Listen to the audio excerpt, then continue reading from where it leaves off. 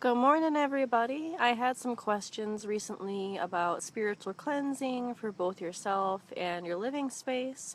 So today I'm just going to go over a few different options and talk to you about what's stronger and what to use where and why. I sound like a frog at any point. I really apologize. I'm getting over this awful sinus cold that's been going around my area, and it's just a hot mess. Alright, so real quick rundown. So over here on my table, your most common thing used to do cleansing is a sage sponge. And this is white sage wrapped in a bundle of string. It's really simple. You just use it to walk around your house and let the smoke clean your space. If you notice, they're really self-explanatory overall. If you look really closely at your sage sponge, you kind of have a more sticky type end. It's kind of more like tree branches that are bound together. And one end is a more leafy end. You're going to light the leafy end, and then if you have any trouble getting it to start or stay started, you can kind of, see if I can catch this on film.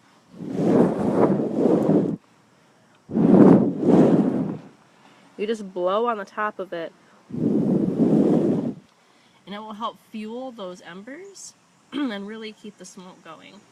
So, what do you use white sage for? You use it to, the smoke clears the space. It moves energy, it moves spirits, it clears out bad things. And so, basically, when you're thinking about walking through your house with white sage, you're going to go ahead and just act like you were burning a fire behind you, and think about whether or not, when you're walking, are you leaving anything a place to get out and a place to hide? Because you don't want to leave things hidden in your house that didn't get touched by the sage smoke, and you also don't want to trap things in your house that don't have anywhere else to go. And so when you're sage smudging, you want to go ahead and open up all of your drawers, you want to open up all of your cupboards, and make sure that that smoke is able to get into everything. So, open up everything from my bathroom drawers. I even open up the fridge. I will open up the top of the toilet bowl.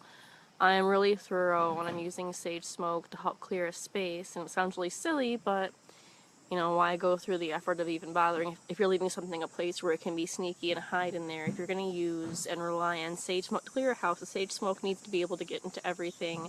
And also, ideally, if you have a multi-level house, sorry, my neighbor's leaving for work and her car is like right in front of my yard outside. If you have a multi-level house, you usually want to start on the basement and go up. If you can't do that for whatever reason, it's not a big deal. You just want to make sure that when you're smudging, you want to push everything toward a window or toward a door. And that kind of, pushes it out versus like something stuck in the corner of your house.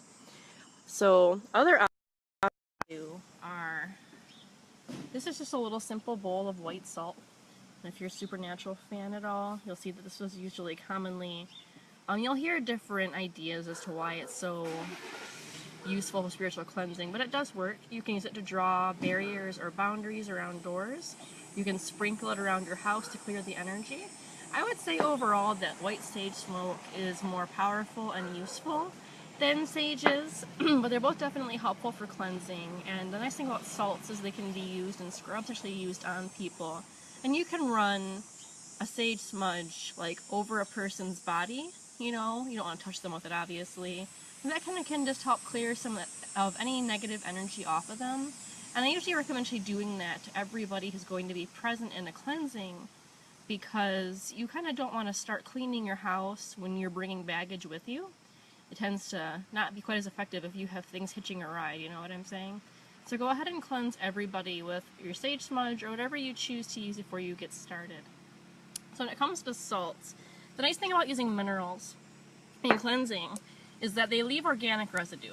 So the bad thing about sage smudge is you go ahead and you cleanse with the smoke, but then, once the smoke settles and everything's out of the air, that's kind of the end of its real cleansing properties, Once it's done, it's done. It usually lasts a couple days, but that's about the do-all end-all of it. With salt, if you put white salt, or even better, black salt down, that organic residue, you can see it on my fingers from the black salt, stays there. And the cleansing and protective properties of those minerals are long-lasting, because I don't know about you, I'm kind of busy. I don't have time to, you know, cleanse my entire house every 2 days. So I usually recommend that people cleanse their house, even on like a really basic level, even if you sage smudge it, at least once a month. And that kind of keeps, you know, energetic crap from getting stuck in there. The nice thing about black salt versus white salt, this is a really powerful spiritual cleanser. I always tell people that if you are going to think of spiritual cleansers as like a fire, let's say, you know, bad energy or things are like a pile of dead leaves in your backyard. Really crappy example, but it kind of gives you a visual to follow. Sage smudge would be like a brush fire. Black salt would be like napalm, and tar water, which we'll get to at the very end, would be like an atom bomb. So black salt, you can just sprinkle it across your doors and your window frames. You can put it in all 4 corners of every room, and that will kick stuff out and keep it there. I really love my black salt and put a lot of work into making it really fantastic. You can get this from me, or you can get it from any metaphysical shop. Don't go to Kroger and buy Hawaiian black table salt. It's not the same thing. Similarly, if you're going to go to your local occult shop, buy local, be awesome. Ask them where they get it from. If they tell you they get it from Hawaii, do not buy that black salt.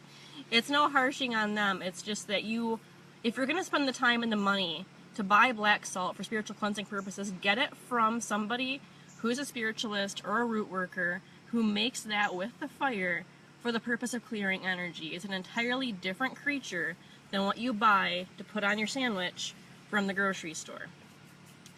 So, other options is if you want something that also has residue that lasts, you can get sage spray. I make sage spray. You can get other different varieties of this. The nice thing about sage spray is it has all the properties of the white sage smudging and cleansing the energy, but it leaves, again, organic residue. And so sage spray will stay once the smoke clears. It doesn't just leave the building, literally, once everything in the air is settled down. And when you're smudging or using a spray to cleanse, you want to make sure you get it everywhere. So even like I get under my mattress, get underneath your couches, lift up your box springs. You know, you have to think about the places that you spend the most time, need the most focus. You spend a lot of time on your mattress, and those beds really do hold a lot of energy. So get up underneath of that, get in there, you know. You can even take a packet of black salt. If you're having bad dreams, or you're sleeping poorly, or you're waking up a lot, put black salt underneath your bed, inside your pillow, or between your mattress and your box spring. It will just help stop energy, even just anxiety, from getting stuck there. It kind of stops things from being a reservoir for all the crap we pick up throughout the day.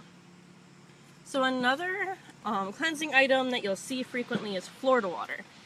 And this is kind of like a non-denominational version of holy water. It's sold in a lot of pharmacies as a cologne still because it's a hoodoo remedy. So it's kind of a child of a lot of the African diaspora religions, and you could absolutely not be caught having anything from those fays in your house. So a lot of the tools were disguised as cosmetic products and could be bought from catalogs. So what Florida water is at the end of the day, it literally means flower water. And generally it's alcohol mixed with lavender oil and usually a base note of a protective element like clove is what a lot of people use, and then a citrus note, so like lemon or bergamot. And it's a really effective cleanser. You can just pour a little bit on your hand and sprinkle it. You can use it on people to cleanse them. My personal cleansing kit, which we'll get into later, incorporates all of those elements into a bar of soap. So if you need to cleanse yourself or to ground really fast, you can just use the soap in the shower and take off a whole bunch of extra crappy juju. So last but not least, it is the really big gun.